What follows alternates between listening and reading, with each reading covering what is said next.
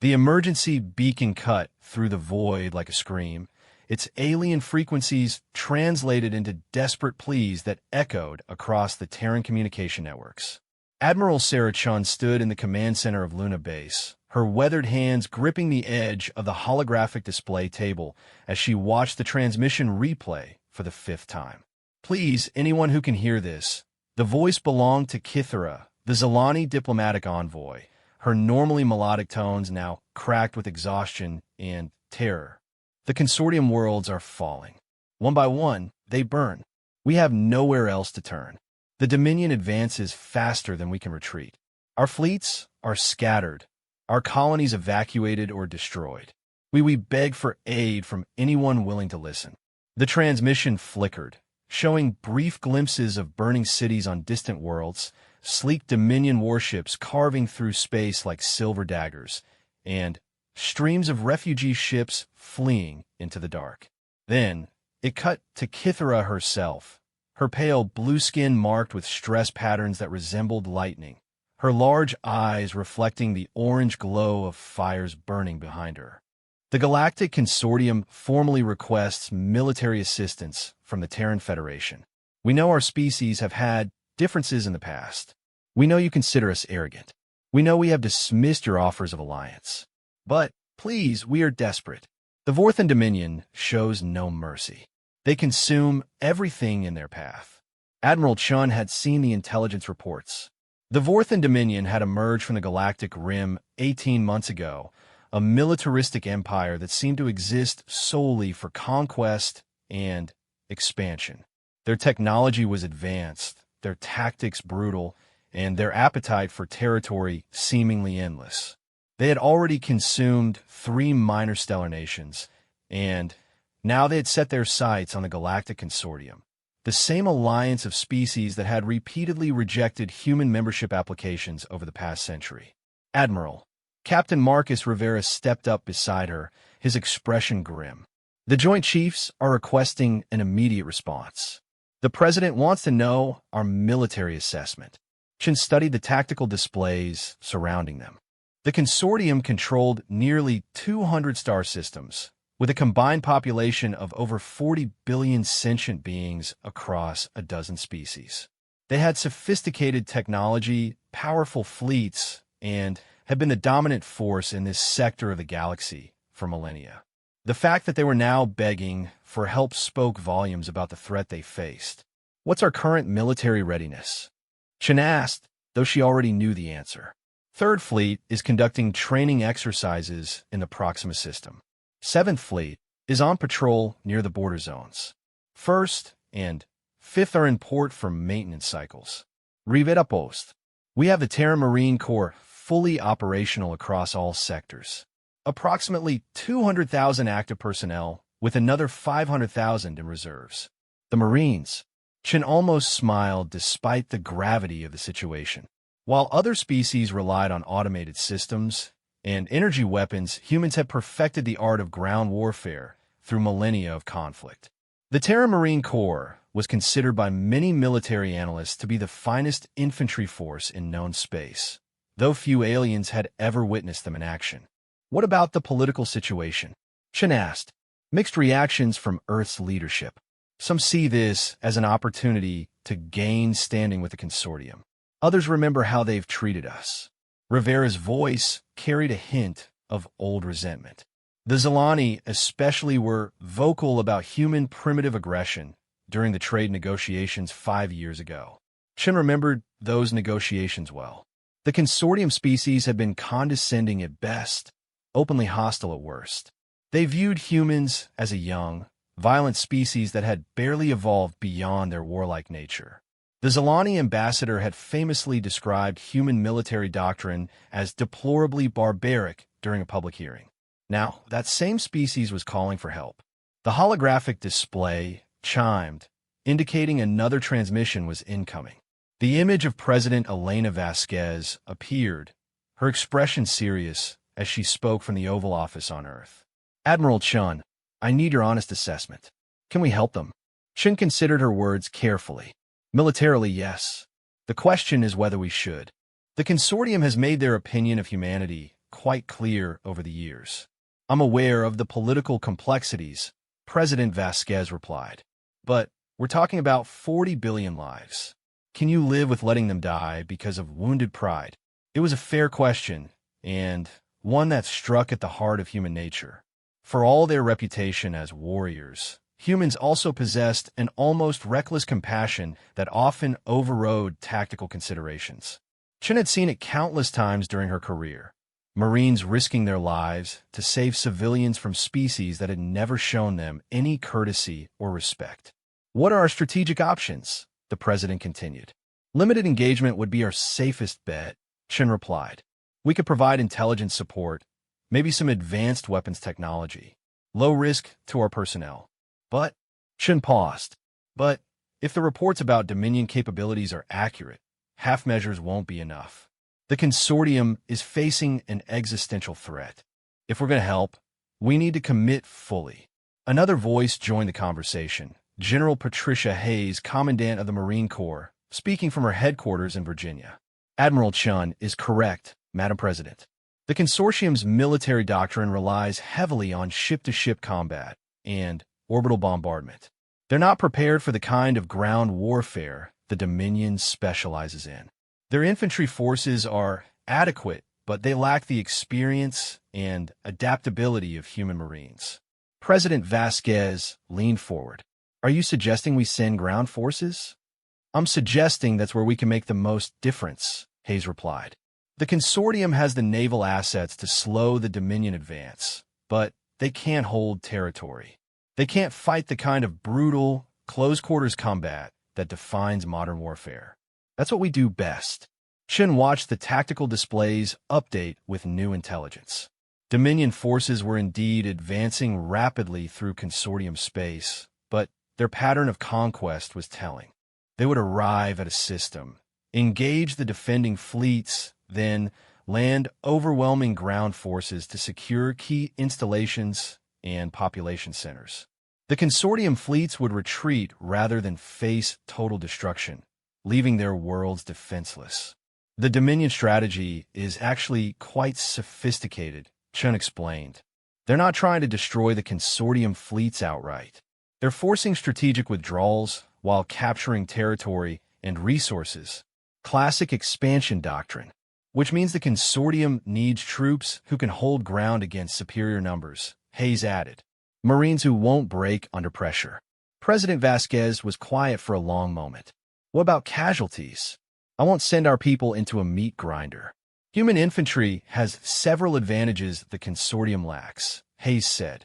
Superior training, better adaptability, and, frankly, a willingness to take casualties to achieve objectives. Most consortium species view warfare as a technological problem to be solved at range. We understand that sometimes you have to get your hands dirty. Chen thought about the young Marines under her command, men and women who had volunteered to serve knowing they might be called upon to fight and die for principles that mattered to them. The idea of sending them to defend worlds that had repeatedly insulted and dismissed their species sat uneasily with her. There's another consideration, she said finally. If we succeed in helping the consortium, it could fundamentally change the balance of power in this sector. We'd go from being dismissed as primitives to being recognized as a major military force. And if we fail, President Vasquez asked, then we'll have proven their point about human recklessness, Chen admitted. But we'll have done it trying to save 40 billion lives. The transmission from Kithara began playing again in the background, her desperate voice carrying across space and time. Chun watched the Zalani's stress patterns pulse across her pale skin, saw the fear in those large eyes, and felt something shift in her chest. Politics and pride aside, these are people facing annihilation. Madam President, she said finally, I recommend we answer their call. But if we do this, we do it right. Full commitment, overwhelming force, and clear objectives. What would that look like in practical terms? General Hayes leaned forward. 1st Marine Division, reinforced with armor and air support. Approximately 30,000 personnel. We need naval transport and escort, probably element from 3rd and 7th fleets. Total deployment will be around 50,000 military personnel. That's a substantial commitment, President Vasquez noted. The consortium is facing an existential threat, Chen replied. Anything less than a substantial response would be meaningless. We either help them win, or we don't help at all.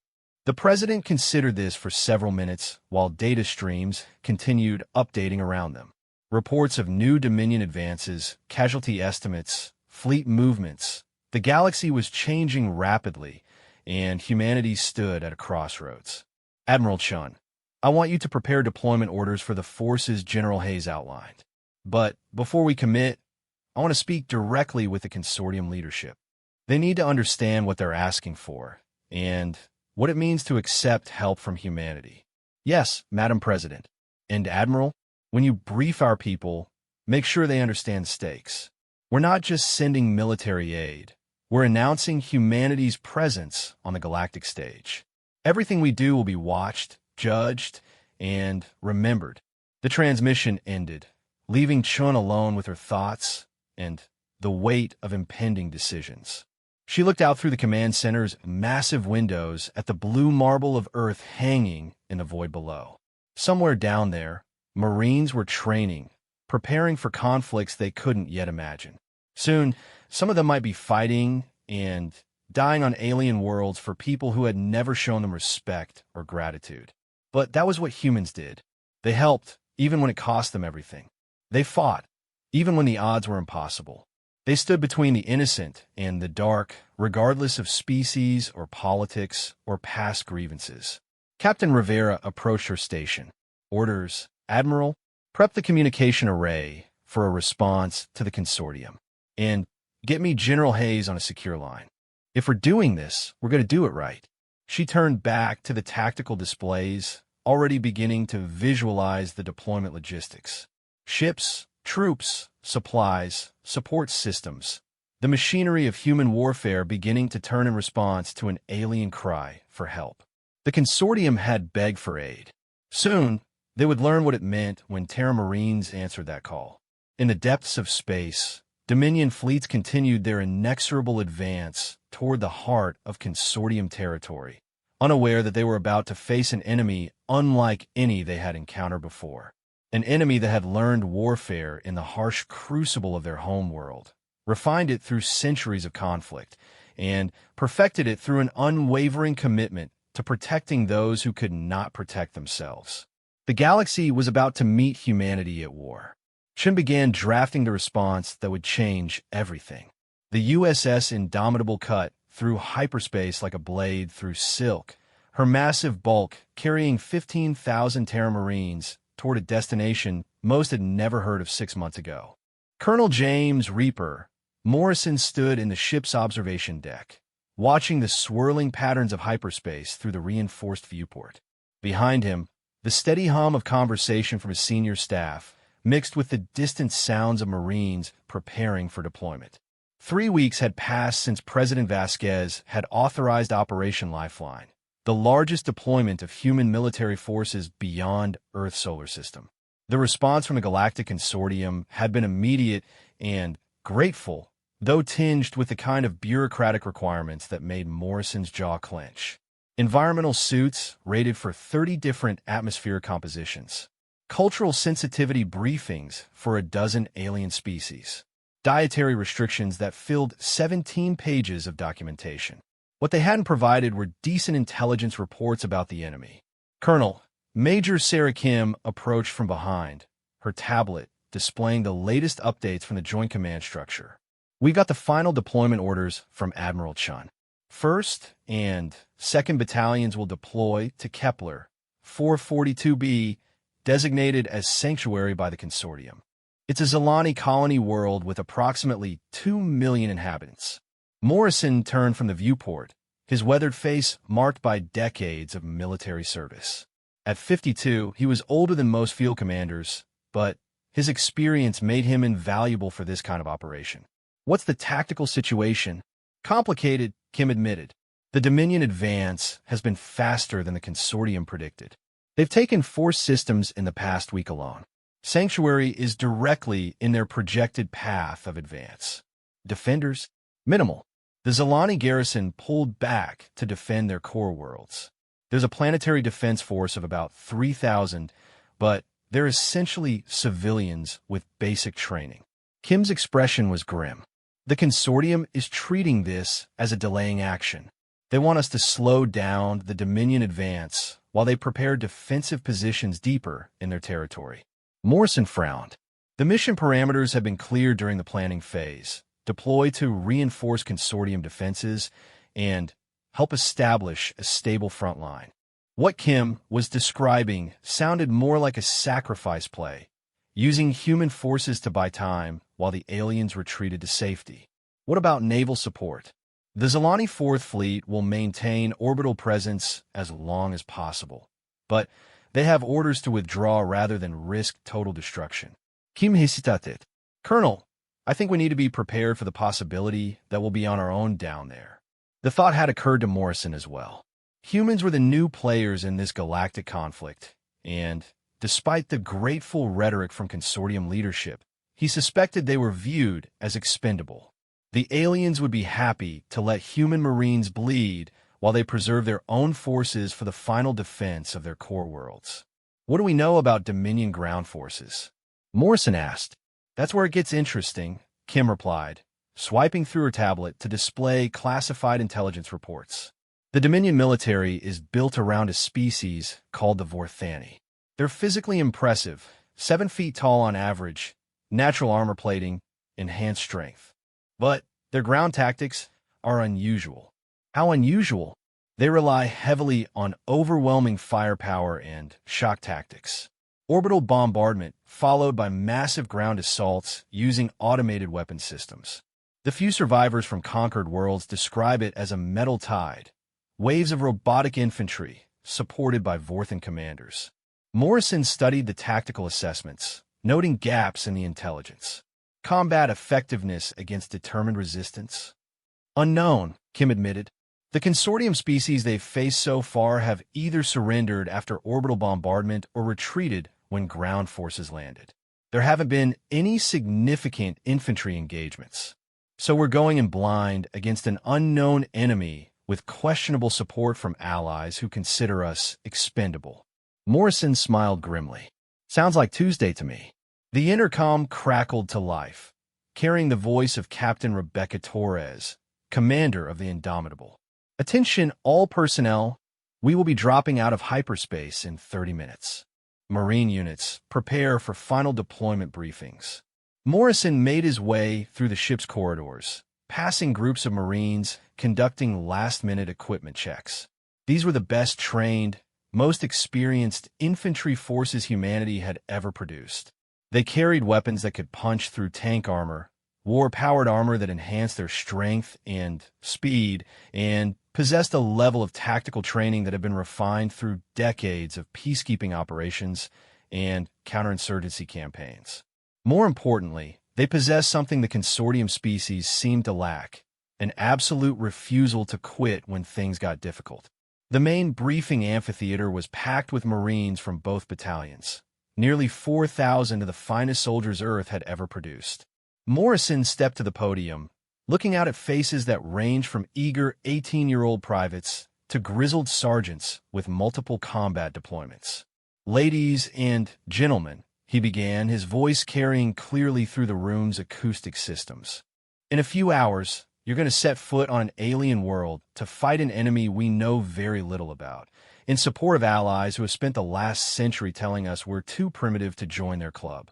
A low murmur ran through the assembled Marines, part amusement and part anticipation. The mission is simple, Morrison continued. We hold sanctuary. We protect 2 million Zalani civilians. We show the galaxy what Terran Marines can do when someone needs help. He paused, letting his words sink in. The Dominion thinks they can roll over this world like they have all the others. They think the defenders will run when faced with superior firepower. They're about to learn why that's a mistake. Sergeant First Class Maria Santos raised her hand. Colonel, what's our rules of engagement? Standard Marine ROE applies, Morrison replied. We protect non-combatants, we minimize collateral damage, and We kill anyone who tries to stop us from accomplishing the mission. The Dominion has been strip mining conquered worlds and enslaving the populations. As far as I'm concerned, they're pirates and slavers who happen to have good technology. Another Marine, Corporal David Chun, spoke up. Sir, what about the consortium forces? Are they staying to fight? Morrison's expression hardened. The Zilani Fourth Fleet will provide orbital support as long as tactically feasible. The Planetary Defense Force will assist with civilian evacuation and area security. Beyond that, assume we're on our own. The implications of that statement weren't lost on the assembled Marines. They were being deployed to a foreign world to face an unknown enemy with minimal support, essentially serving as a speed bump in someone else's retreat. It should have been demoralizing. Instead, Morrison could see the familiar gleam in their eyes that meant his Marines were ready for a fight. Any other questions? He asked. Sir, Lieutenant Colonel Michael Rodriguez, Morrison's executive officer, stood from the front row. What's the backup plan if we can't hold the planet? Morrison smiled, the expression carrying more threat than humor. There is no backup plan. We hold Sanctuary, or we make sure the Dominion pays such a high price for taking it that they'll think twice before attacking the next world. Marines don't retreat from civilians who need protection. The amphitheater erupted in the kind of disciplined but enthusiastic response that made Morrison proud to wear the uniform. These Marines understood what they were being asked to do, and they were ready to do it. The ship shuddered slightly as they dropped out of hyperspace, and Morrison felt the familiar sensation of transition back to normal space. Through the hull, he knew they were now looking at an alien star system that would either become humanity's first major victory in galactic politics or the site of their most costly defeat. Dismissed, he called out. Check your gear, check your Marines, and prepare for combat deployment. We hit the ground in 6 hours. As the Marines filed out to their final preparations, Morrison remained at the podium, considering the magnitude of what they were about to attempt. Human military doctrine was based on mobility, adaptability, and an absolute commitment to accomplishing the mission regardless of casualties. They were about to test that doctrine against an enemy that had conquered half a dozen stellar nations. Major Kim approached as the amphitheater emptied. Colonel, I've got the latest intelligence update from the consortium command structure. Good news or bad news? Both, she replied, her expression troubled. The good news is that Sanctuary has natural defensive advantages. Mountain ranges, narrow valleys, limited landing zones. The bad news is that long-range sensors are detecting a massive Dominion fleet approaching. Estimated time of arrival is 18 hours. Morrison nodded grimly. 18 hours to deploy, establish defensive positions, coordinate with local forces, and prepare for what would likely be the largest ground combat operation in human history. Anything else? One more thing, Kim said quietly. The Zilani civilian government is requesting evacuation assistance. They want to remove essential personnel before the fighting starts. Essentiel personnel. Government officials, scientists, cultural leaders. About 50,000 individuals. Morrison understood the subtext. The Zilani were preparing to abandon their own world, leaving the remaining population for the Marines to protect or die trying. It was exactly the kind of political calculation that made him prefer the company of Marines to diplomats. Tell them we'll provide security for evacuation operations as long as it doesn't interfere with our defensive preparations, he said finally. But make it clear that our priority is protecting the civilians who can't leave. Kim nodded and headed toward the communication center to relay his message. Morrison remained in the empty amphitheater for a few more minutes, thinking about the 2 million Zilani who were counting on human Marines to keep them alive. They were the same species that had dismissed human applications for consortium membership, the same aliens who had described human military doctrine as barbarically primitive. Now, they were desperate enough to beg for help from those same primitives. The irony wasn't lost on him, but it didn't matter. Marines didn't protect people because they deserved it or because they'd been kind in the past. They protected people because it was the right thing to do, and because someone had to stand between the innocent and the dark. Morrison headed to the armory to check his own gear. In a few hours, he'd be leading the largest deployment of human ground forces in galactic history. The outcome would determine not just the fate of Sanctuary, but humanity's place in a galaxy that had never taken them seriously. The Dominion was about to discover why that had been a mistake.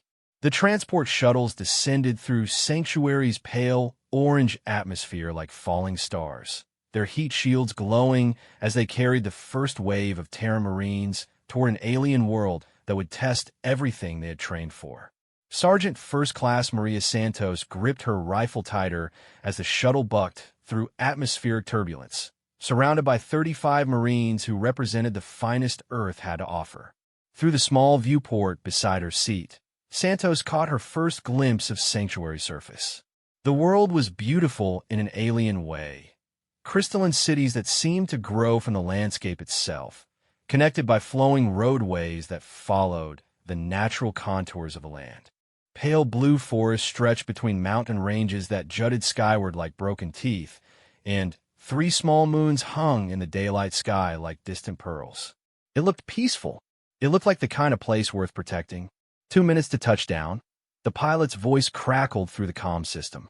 Landing Zone Alpha is clear, but we're detecting movement in the outer sectors. Possible civilian evacuation traffic. Santos checked her gear one final time. Her M440 pulse rifle was loaded and ready. The smart ammunition in her harness could adapt to different target types, and the powered armor that encased her body would multiply her strength and speed while providing protection against most known energy weapons. She was as ready as 50 years of human military development could make her. The shuttle touched down with a slight jar, and the rear ramp lowered to reveal Sanctuary's alien landscape. The air was thin but breathable, carrying unfamiliar scents that her suit's filters analyzed and approved. Gravity was slightly lighter than Earth standard, making each step feel like a small bounce. Move, move, move, Santos barked, leading her squad off the shuttle and toward their designated positions. All around them, more shuttles were landing in carefully coordinated waves, disgorging Marines who immediately began establishing a defensive perimeter around the landing zone. The Zilani had provided a former industrial complex as the primary staging area, a collection of crystalline buildings that had been adapted for human use. Santos noted that the architecture was beautiful but impractical for military purposes. Too many windows, too many open spaces, too many angles that provided cover for attackers rather than defenders. Santos, bring your squad to grid reference 7-7. Alpha. Lieutenant James Park's voice came through her comm. We're establishing overwatch positions on the eastern ridge. Santos acknowledged and led her Marines toward their assigned position, passing groups of Zilani civilians who watched them with a mixture of curiosity and fear. The aliens were tall and graceful, with pale blue skin that shifted patterns based on their emotional state. Right now, most of them were displaying the rapid, chaotic patterns that Santos had learned indicated severe stress. She couldn't blame them. Their world was about to become a battlefield. The eastern ridge provided an excellent view of the approach routes from the primary starport, where Zilani evacuation ships continued to lift off in steady streams. Santos could see the organized chaos of civilization trying to save what it could before the storm arrived. Civilian vehicles clogged the roadways. Families huddled together with whatever possessions they could carry, and overhead the sleek shapes of consortium warships maintained orbital patrol. Sarge, Corporal Mike Rodriguez called from his position behind a fallen tree that served as natural cover. Take a look at this. Santos moved to his position and followed his pointing finger toward a group of structures in the valley below. What she saw made her jaw clench with anger. While civilian families struggled to evacuate with basic supplies, a convoy of luxury vehicles was loading what appeared to be artwork, cultural artifacts, and other valuables. The Zilani leadership is evacuating their treasure while leaving their people behind, Rodriguez observed, his voice carrying the same disgust Santos felt. Stay focused on our mission, Santos replied, though privately she made note of the incident. It was exactly the kind of behavior that reinforced human skepticism about their alien allies. We're here to protect civilians, not judge their government's priorities. Her comm crackled with a priority transmission from Colonel Morrison. All units, we have confirmed Dominion fleet detected at the edge of the system. Estimated time to engagement is 14 hours. The Zalani 4th Fleet is moving to intercept, but they're outnumbered 3-1. Santos felt the familiar pre-combat tension settle over her squad. 14 hours to complete defensive preparations and prepare for an enemy they knew almost nothing about. The consortium intelligence reports have been frustratingly vague. The Dominion used superior technology and overwhelming force, but there were few details about their actual combat capabilities. Santos, Lieutenant Park's voice came through her earpiece. I need your squad to conduct a reconnaissance patrol to Grid 9-2. Charlie. The locals reported unusual seismic activity in that area, but they won't send their own people to investigate. Roger that, sir. Moving to investigate. Santos gathered her squad and began moving toward the indicated coordinates, following animal paths through the alien forest. The trees were unlike anything on Earth, crystalline structures that chimed softly in the wind, creating an almost musical background to their movement. Her suit's sensors detected no immediate threats, but something felt wrong about the area. 20 minutes into their patrol, Private First Class Jenny Walsh raised her hand in the universal signal for contact. Santos moved to her position and saw what had caught the Marine's attention. A section of forest where the crystalline trees had been systematically cut down and removed, leaving only stumps in precise geometric patterns. This wasn't done by the Zalani, Santos observed, studying the cutting patterns. Too precise, too organized. And these cuts are fresh, maybe 2 days old at most.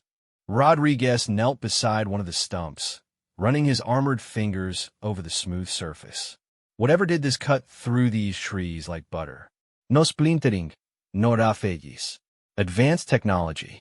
Santos felt ice form in her stomach as the implications became clear. The Dominion is already here.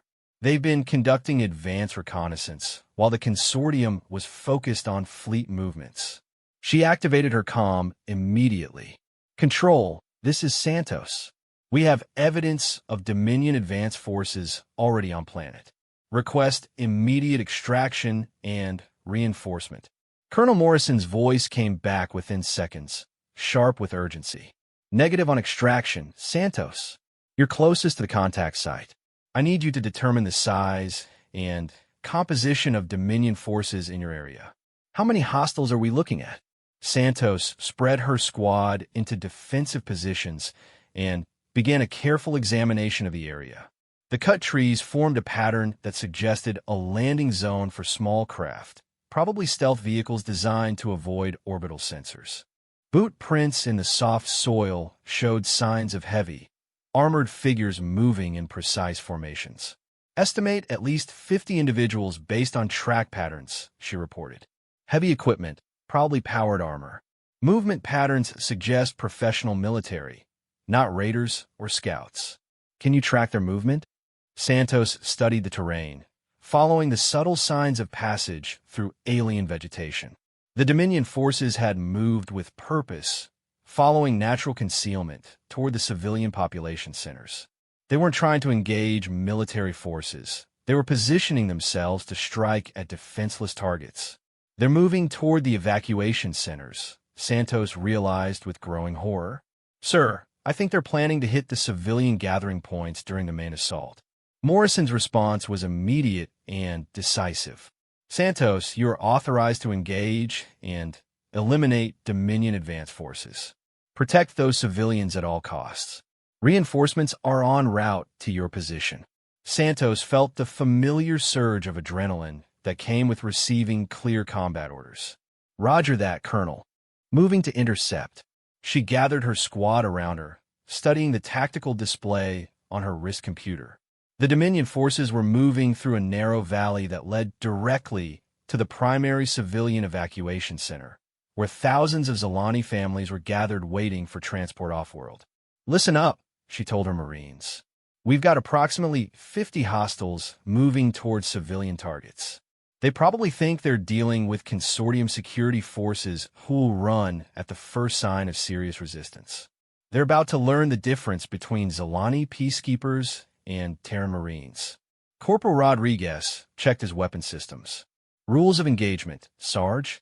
"Simple," Santos replied, her voice hard as steel. "The Dominion has been conquering worlds and enslaving populations. Anyone in Dominion uniform is a hostile combatant. Kill them all." The squad moved through the alien forest with the silent precision that marked professional infantry. 50 years of human military evolution had produced soldiers who could adapt to any terrain, any environment, any threat. They had trained in Earth's jungles and deserts, on Luna's airless surface, and in the zero-gravity environments of deep space stations. This was just another battlefield. Santos spotted the first Dominion soldier through her rifle scope, a massive figure in dark armor that seemed to absorb light rather than reflect it. The Vorthan was 7 feet tall and built like a tank, carrying weapons that looked like they belonged on a starship rather than in infantry hands. Advanced technology, superior firepower, every advantage that galactic civilization could provide. Everything except experience fighting humans. Santos lined up her shot, accounting for the alien gravity and atmospheric conditions. One squeeze of the trigger sent a hypervelocity round through the alien's helmet, dropping him instantly. The sound of the shot echoed through the forest, alien and harsh in the musical landscape. "Contact," she called over her comm, engaging Dominion forces.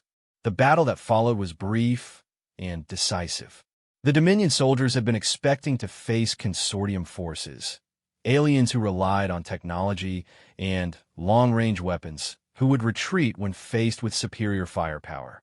Instead, they found themselves fighting humans who closed to effective range, used every scrap of cover, and refused to back down no matter how heavy the enemy fire became. 20 minutes later, it was over. 50 Dominion soldiers lay dead in the alien forest, their advanced armor and superior weapons useless against Marines who had been trained to fight impossible odds, and went anyway.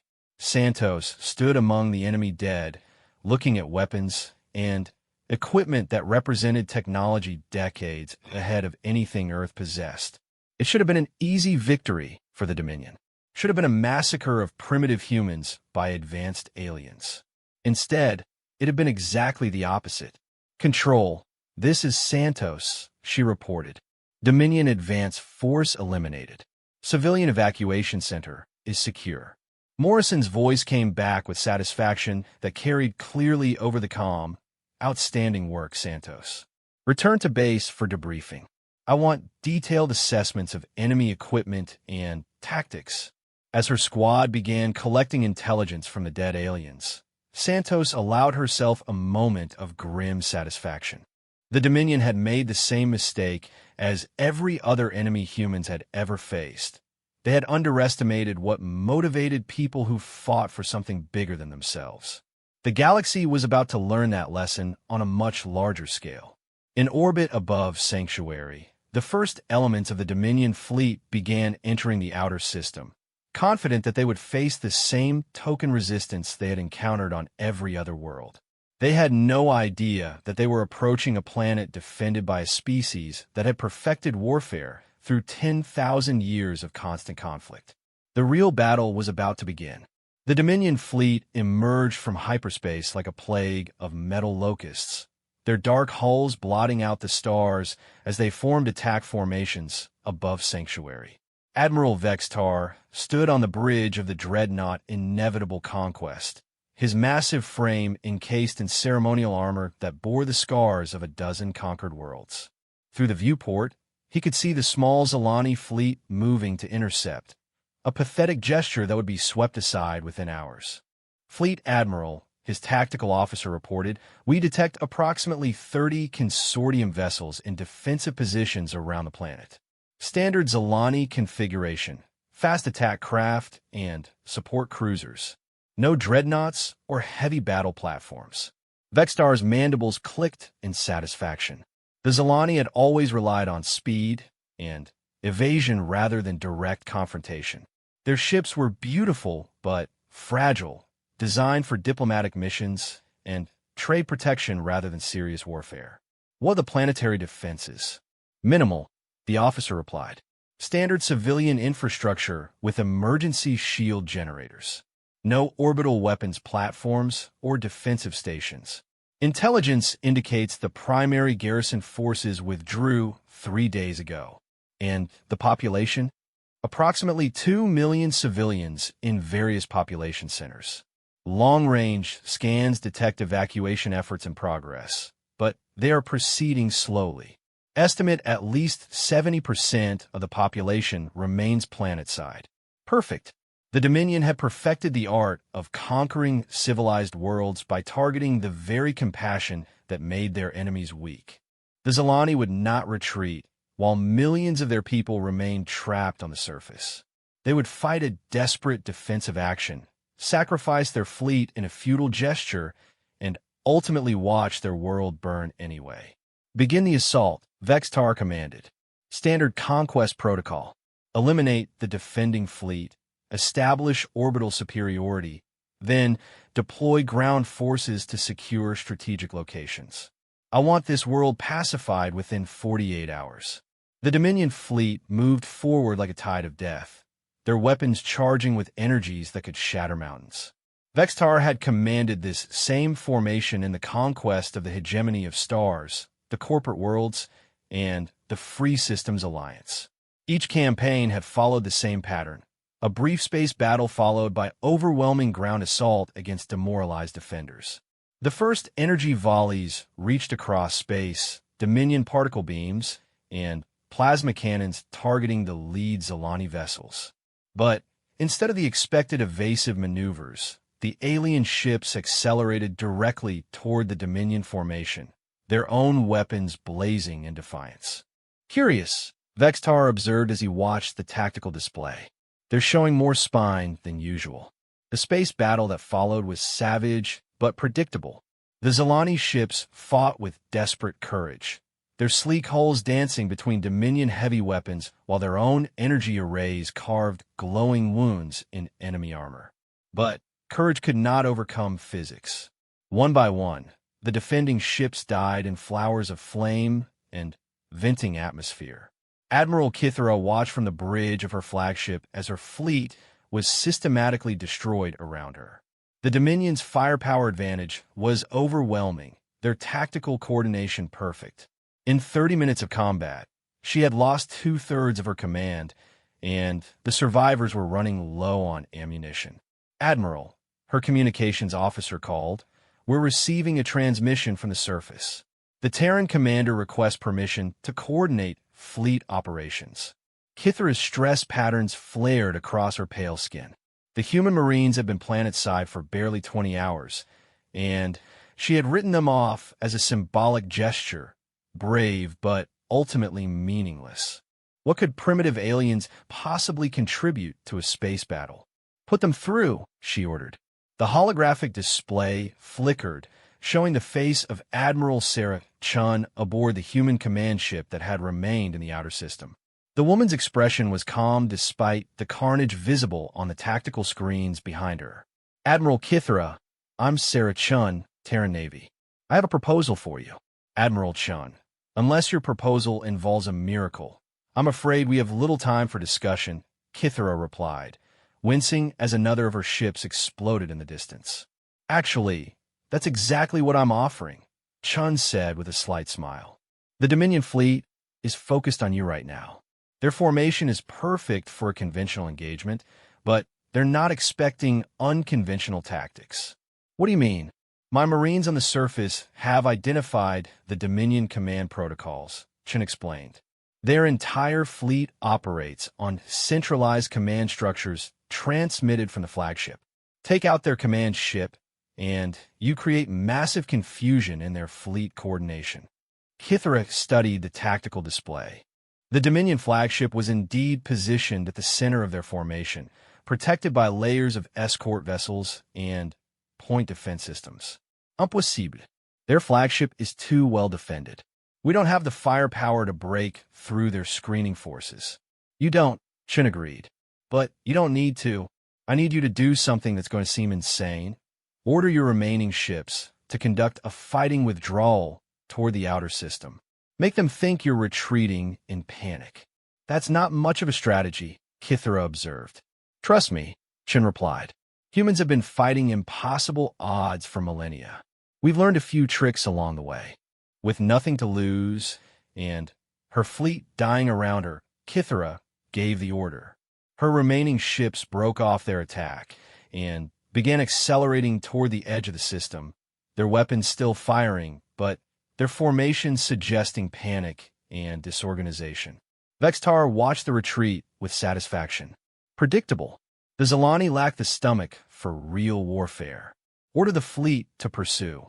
I want their remaining ships destroyed before they can escape the system. The Dominion fleet surged forward in pursuit, their formation loosening as faster ships pulled ahead of the heavier dreadnoughts. It was exactly what Admiral Chun had been waiting for. All ships, execute Operation Lazarus, Chun commanded. From seemingly empty space around Sanctuary, the Terran fleet decloaked. 12 heavy cruisers and their escort vessels have been hiding in the planet's sensor shadow, using human stealth technology that the Dominion had never encountered. They materialized like ghosts, their weapons already locked onto the pursuing Dominion formation. The human ships were smaller than the Dominion vessels, their design philosophy emphasizing speed and maneuverability over raw firepower. But what they lacked in size, they made up for in tactical innovation. Instead of engaging in long-range artillery duels, the Terran ships closed to point-blank range, their weapons designed for the kind of brutal, close-quarters combat that humans understood better than any other species. Vextar roared in fury as the human ambush unfolded around his scattered fleet. Where did they come from? Long-range sensors showed no human vessels in this system. Admiral, his tactical officer reported, his voice shaking. The human ships are using some form of advanced stealth technology. Our sensors are having difficulty maintaining target locks. On the tactical display, the neat Dominion formation dissolved into chaos as human ships appeared and disappeared like predators in the night. Their weapons were different too. Instead of energy beams that could be deflected by shields, they used kinetic projectiles that punched through armor and exotic munitions that seemed to ignore conventional defensive systems. The USS Indomitable, Colonel Morrison's transport, had been retrofitted with combat systems for this operation. Captain Rebecca Torres stood on her bridge, watching as her gunners systematically dismantled a Dominion heavy cruiser with precision that bordered on artistry. Target their engine pods, she commanded. I want them dead in space, not destroyed. Marines don't leave enemies behind them. The human tactical doctrine was unlike anything the Dominion had encountered. Instead of seeking to annihilate enemy forces from safe distances, they closed in like wolves, using superior maneuverability to avoid heavy weapons while delivering devastating close-range attacks. Ship after ship fell to their assault, not destroyed but crippled, their crews trapped in dying vessels that could no longer fight or flee. Admiral Chen's flagship, the USS Constitution, led the assault on the Dominion command vessel. The massive dreadnought Inevitable Conquest was larger, more heavily armed, and carried shielding that could deflect most known weapons. But it had been designed to fight civilized enemies who respected the established rules of space warfare. Humans had never learned those rules. All batteries, target their sensor arrays, Chen commanded. Blind them before we close. The Constitution's weapons spoke with controlled fury, sending streams of coherent energy and solid projectiles into the enemy flagship's detector systems.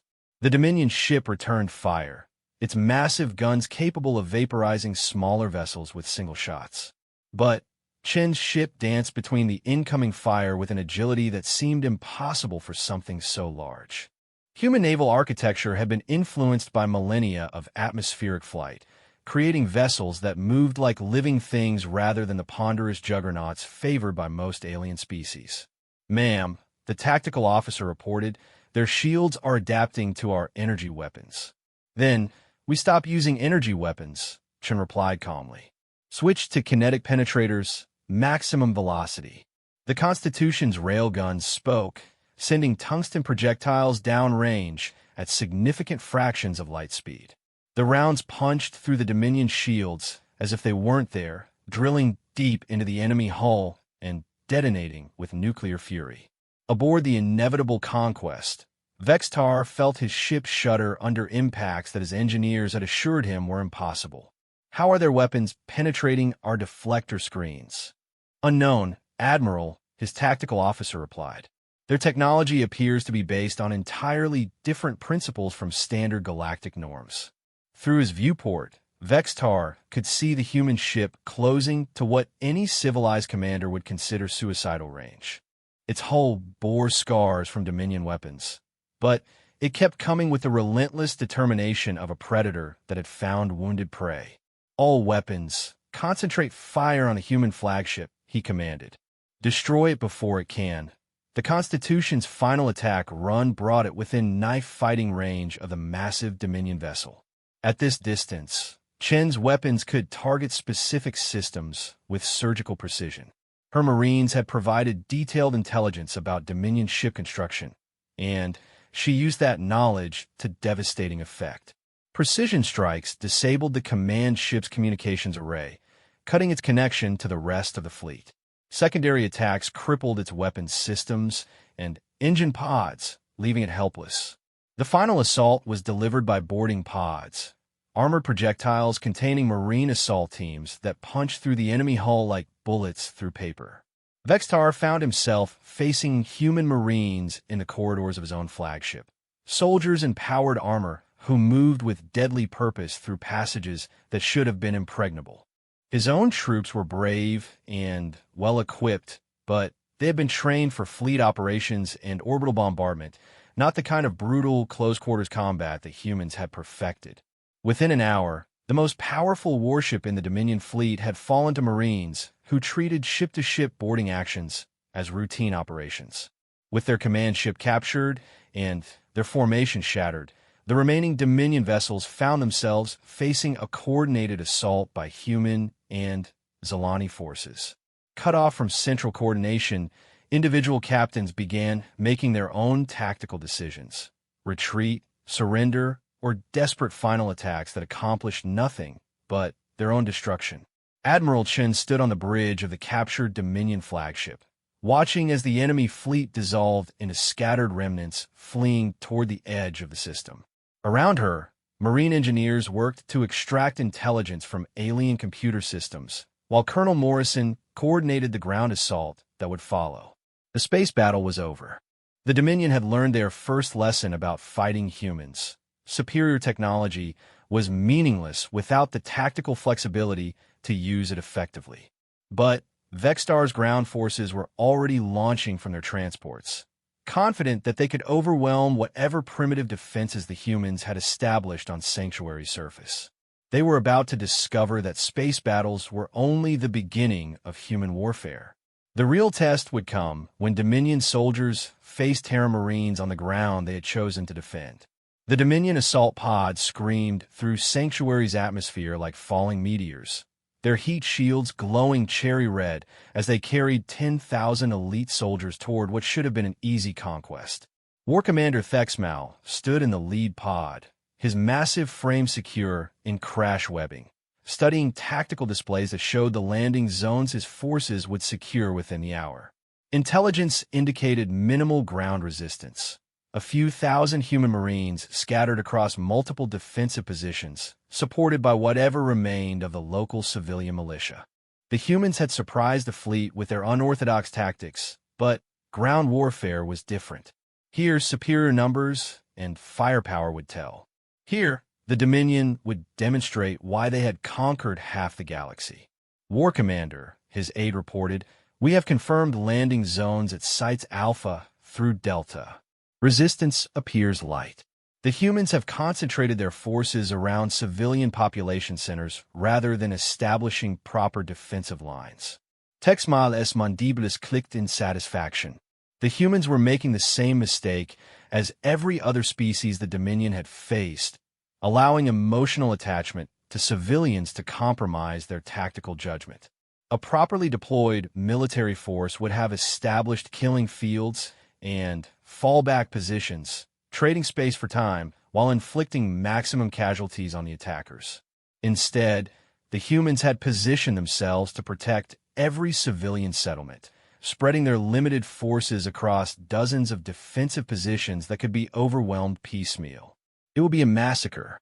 The first assault pods touched down in the valley systems surrounding the primary civilian evacuation centers, their armored doors blowing open to disgorge Vorthan shock troops in powered armor that gleamed like liquid mercury. Each soldier stood 7 feet tall, carried weapons capable of leveling buildings, and had been trained from birth for conquest and domination. Behind the elite infantry came the mechanical support, automated weapons platforms, hover tanks, and swarms of combat drones that moved with mechanical precision across the alien landscape. The Dominion war machine was a thing of terrible beauty, a perfect fusion of biological aggression and technological superiority. From his command position overlooking Landing Zone Alpha, Colonel Morrison watched the enemy deployment through his rifle scope. The Dominion forces were impressive, but they were also predictable. They moved in formation, advanced according to doctrine, and clearly expected minimal resistance from what they considered primitive opponents. They were about to learn why that was a mistake. All units, this is Reaper Actual. Morrison spoke into his comm system, using the call sign he'd carried through 20 years of combat operations. The enemy is on the ground and moving to contact. Execute Defense Plan Delta. Show them what Terran Marines do to slavers and pirates.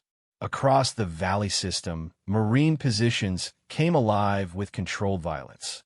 Humanity had spent 50,000 years learning to kill things that were bigger, stronger, and more dangerous than they were. The techniques that had brought down mammoths and cave bears translated remarkably well to alien soldiers in powered armor. Sergeant Santos led her squad through the crystalline forest, using the natural terrain to mask their approach to the Dominion advance column. Her Marines moved like ghosts, each step calculated to avoid detection by enemy sensors while maintaining clear sight lines to their targets. Contact, she whispered into her comm, 20 hostiles advancing on Civilian Shelter 7. Permission to engage. Granted. Morrison's voice came back immediately. Ladies and gentlemen, you're clear hot. Protect those civilians. Santos lined up her first shot through her rifle scope, watching a Dominion soldier advance with the confident stride of someone who had never faced serious resistance. The alien's armor was impressive, designed to deflect energy weapons and absorb kinetic impact from conventional projectiles. It had not been designed to stop hypervelocity penetrators fired from human pulse rifles. The round punched through the Vorthan's helmet like it was made of paper, dropping him instantly. The sound of the shot echoed through the forest, harsh and alien in the musical landscape of crystalline trees. Contact! Contact! Dominion voices shouted in their guttural language as the column came under fire from multiple directions. Santos smiled grimly as she watched aliens with superior technology and overwhelming firepower discover what humans had learned long ago. In infantry combat, the side that shoots first usually wins. Her Marines had positioned themselves in a perfect ambush formation, using natural cover and concealment to create interlocking fields of fire that turned the forest path into a killing zone. Advanced alien sensors meant nothing when the enemy couldn't tell the difference between Marines and the natural background of their chosen terrain. The battle lasted exactly 47 seconds.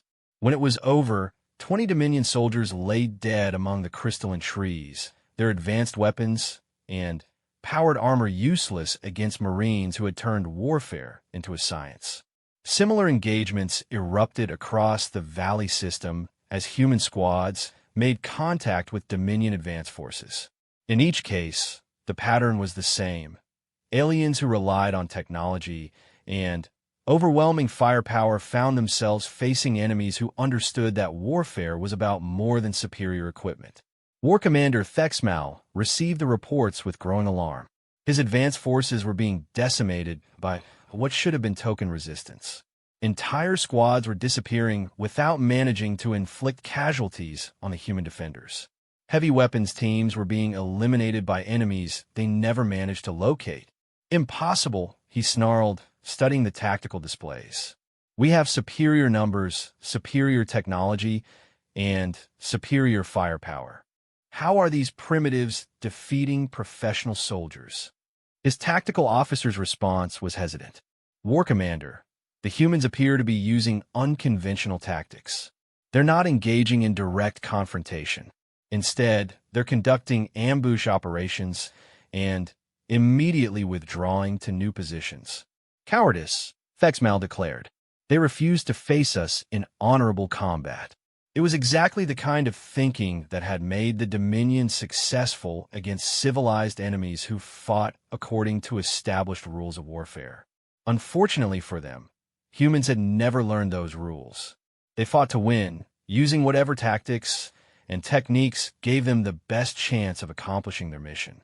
Honor was something you could worry about after the shooting stopped. Colonel Morrison monitored the developing battle from his command post, watching as his Marines systematically dismantled Dominion assault forces that had never faced an enemy willing to fight dirty.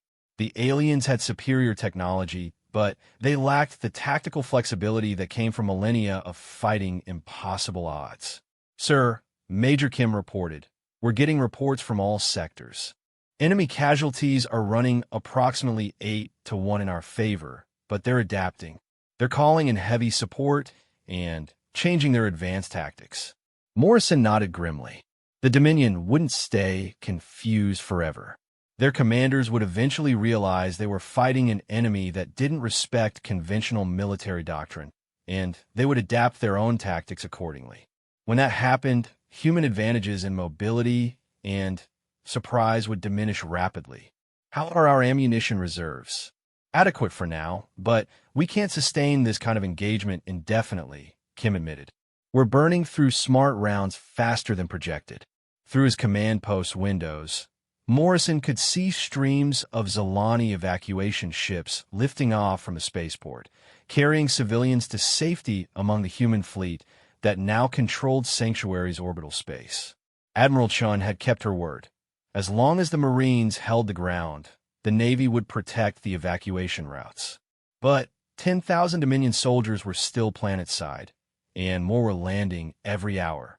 Eventually, weight of numbers would tell. The Marines could fight impossible odds for a while, but they couldn't work miracles indefinitely. Sir, his communications officer called. We're receiving a priority transmission from Fleet Admiral Vextar. He wants to negotiate.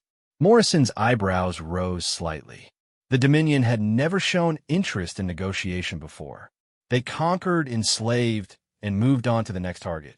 The fact that they were now requesting talks suggested that the Marine resistance had accomplished something significant. Put him through. The holographic display flickered, showing the massive form of a Vorthan fleet admiral whose ornate armor bore the scars of dozens of conquered worlds. When he spoke, his voice carried the arrogance of someone accustomed to dictating terms to defeated enemies. Human Commander, I am Fleet Admiral Vextar of the Dominion Expeditionary Force. Your resistance has been notable, but you cannot hope to defeat the forces under my command. I offer you terms for surrender.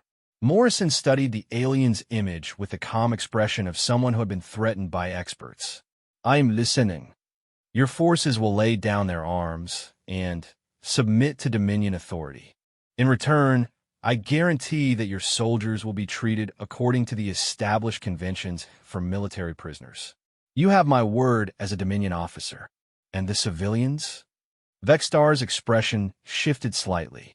The Zalani population will be relocated to appropriate facilities where they can contribute to the Dominion's expansion efforts. They will be well cared for. Morrison translated that without difficulty. The Zalani would be enslaved, used as forced labor until they died of exhaustion or disease. It was the same fate that had befallen every population the Dominion had conquered. "I have a counter-proposal," Morrison said calmly. "You withdraw your forces from this system and never come back. In return, I won't kill them all." Vextar's mandibles clicked in what might have been amusement. "Human, you face 10,000 elite soldiers with perhaps 3,000 of your own. Your position is hopeless. I offer you honor and defeat. Do not throw away the lives of your warriors for a futile gesture." Morrison smiled, and there was something in that expression that made the alien admiral take an involuntary step backward. "Admiral, you've been conquering civilized species who fight wars according to established rules. We're not civilized. We're human, and we don't surrender when civilians need protection." The transmission ended with Vextar's image flickering out, but Morrison could feel the aliens' confusion and growing anger. The Dominion had built their empire by offering conquered enemies rational choices: surrender and live, or resist and die. They had never encountered a species that would choose to fight impossible odds simply because it was the right thing to do. "All units," Morrison broadcast to his Marines scattered across the valley system, "the enemy has declined our generous offer to leave peacefully. I want defensive positions reinforced and ammunition redistributed. The real fighting starts now." As if summoned by his words, the horizon began to glow with the light of Dominion heavy weapons platforms moving into position. War Commander Thexmal had finally realized that he was facing an enemy that wouldn't be intimidated by superior firepower. If the humans wanted to die protecting alien civilians, he would accommodate them. But as the Dominion forces prepared their final assault, they remained unaware of several critical factors. They didn't know that human military doctrine was based on 10,000 years of fighting enemies with natural advantages. They didn't understand that Marines were trained to view impossible odds as routine challenges rather than reasons to surrender. And they had no idea that Admiral Chen's fleet was preparing to provide the kind of orbital fire support that would turn their carefully planned ground assault into a nightmare of flame and fury. The Dominion had made the same mistake as every other enemy humanity had ever faced. They had underestimated what people were capable of when they fought for something bigger than themselves. Sanctuary's 3 moons hung in the alien sky like witnesses to what was about to unfold. In a few hours, this peaceful world would become the site of a battle that would determine not just the fate of 2 million Zilani civilians, but humanity's place in a galaxy that had never taken them seriously. The Dominion was about to discover why that had been their final mistake. As the first enemy heavy weapons began to fire, Colonel Morrison checked his rifle one last time and prepared to show the galaxy what Terran Marines could do when someone begged for aid and, minute